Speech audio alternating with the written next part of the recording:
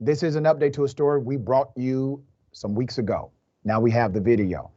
Let me first start with showing you the encounter between a man who was killed by the police unarmed and the cop who lied on the police report about what he did. Here's the first video.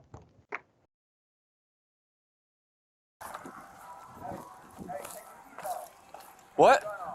What? Take your gun off. Why? What's going on? Hey! Stop the... What are you doing? What are you doing? Hey! Do not move! Do not move! Do not move! What are you doing? Hey! Get the f out of the car! Get out of the car! Get out of the car! 266, give me another. I got one at gunpoint. Okay, here's what I want to do. Before I go to the shooting, I want to show you a picture of the man who was killed. Let's highlight this picture. We highlighted the picture in our first story about this tragedy. Now, the man you're looking at was shot and killed by the police. Once again, he may have deserved to see a judge, which means he had a constitutional right of due process. What I'm about to show you next is the officer claiming that he had no choice but to do what he has done. Here's the video. Nissan dealership 29. Get out of the car! Get out of the car! Get out of the car!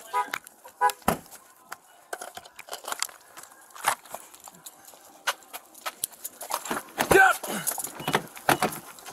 Being around midnight, and I'm not sure if that's where that or not. I'll be 2-3.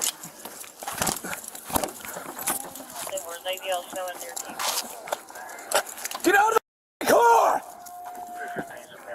Get out of the car! Show me your hands! Hey! Get on the ground! I need an 18. Show me your hands!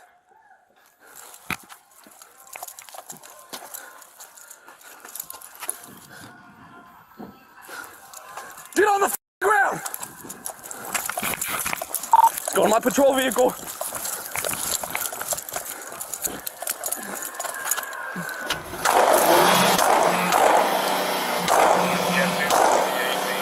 Shots fired! Shots fired!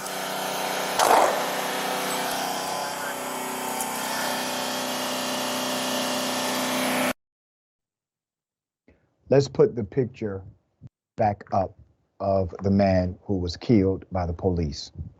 Now, I know some of you will say, well, this individual got into a police car, thus the police are justified in what they did. Let me submit something to you. Was the officer in danger of dying? No. That's what he said on the police report. That cop was actually fired for the lies he told. If the cop was all the way in the right, why did he lie to other police about what he did? Why did he lie to other cops about what actually happened? Here's the other thing. He shot a human being who posed no imminent threat to his life. Yes, the man jumped into the police car. Yes, he likely deserved to be arrested, to be taken to jail, have the process known as due process allocated upon him. Yes, I agree with that. But you know, the officer could have shot the vehicle, could have shot the tires. He could have immobilized the cop car. Here's the other thing that they don't want to let you know. Because some will say, well, what if he would have stolen the police car? You know, the police car has a GPS tracking device and the ability to be disabled. He literally could have disabled the vehicle with the right phone call or dispatcher. You see, all of these are non-lethal ways to handle what was happening. This officer did one thing, killed a man that should be alive, maybe facing a court case and a trial, but alive. Let me give you the background. All right, Queen City News, Concord, North Carolina. Body cam video has been released in connection to the fatal shooting of a suspect by a former Concord police officer at a Nissan dealership. This was back in February. We covered it first. Civil rights attorney Harry Daniels, let's put his picture up. Harry Daniels is one of the attorneys for the family seeking justice. I had a conversation with Attorney Daniels about this case directly. He calls it murder. In late August, the Cabarrus County DA's office announced former officer Timothy Larson would not face any charges in the deadly shooting. Now I have more. The August decision by the DA was made after a review of the SBI's investigative report that contained body cam video, dash cam video, statements from Larson, responding officers, and first responders, as well as surveillance of the dealership, crime scene photos, and investigative documents. An autopsy revealed Mr. Brandon Combs, who was the man shot and killed, 29 years of age, was shot 5 times by Officer Larson. Combs was killed on the 13th of February this year, when police said he tried to steal a truck from a Nissan dealership. Is theft, ladies and gentlemen, is theft worthy of death? If you believe that, if you think theft is worthy of death, that means you have allocated the value of life to be congruent with the value of a damn Nissan. That's what you believe. That's obviously what the cops believe. Why are police killing people over property? Can somebody explain this to me? Is that the reason we have law enforcement, to protect property? Maybe so. 3 non-lethal ways were available to this cop. He used none of them. All right. Combs had smashed a glass door at the dealership, had taken several key fobs and personal articles from the desk and lockers of the employees, the DA's office said. The DA determined that former Officer Larson was, and I quote, in imminent danger of death. That's what the DA said. Imminent danger of death during the encounter with Combs. Now, this is when the DA becomes the defense attorney. Was the cop in imminent danger of death? Is that what you saw? I mean, no matter what, imminent means what? No matter what, he's going to die unless he shoots him. That's what imminent threat means. If he doesn't do what he did, if he doesn't engage in shooting this man to death, then the cop was going to die. Is that what you saw? There's more. The DA's office said evidence shows the former officer Larson did not utilize excessive force when he fired his weapon into the police SUV that they said was pointed at him a few feet away. The SUV was pointed at him. No, the gun was pointed at the SUV, Madam DA. Larson was later fired. Why was he fired?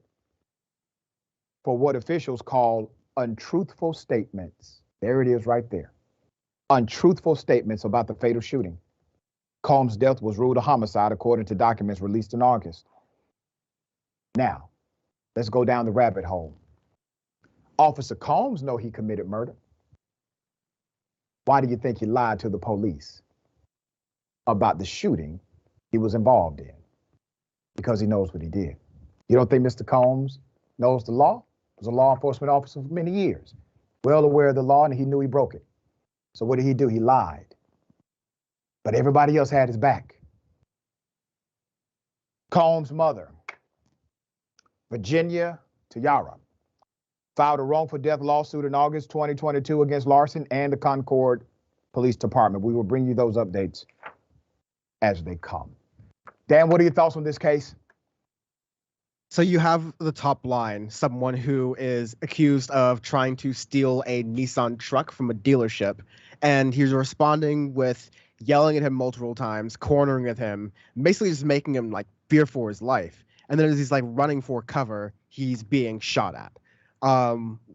Once again, it seems like there are these police officers who are coming at these situations way too hot in this like moment. Again, you can deal with theft in a number of different ways. I mean, if he tries to literally steal a cop car, you're just adding charges to his record. Like there's a lot you can go off with there, but you have to take it to court. You cannot have police officers be the judge, jury, and executioner in these situations, because if you do, that means you've lost all process, and you've lost all due process, rather. And there are going to be a lot of people who say that property rights are the most important thing to think about and consider in the United States, because property matters more than people, coming from the people who don't mind keeping other people as property. But no, we have to fight for the fact that there is life and liberty added to the things we're supposed to care about in the United States. And life and liberty cannot truly be protected if cops have the right to kill people in the streets. Boom. And they get protected for it as well. Very well said, dear brother.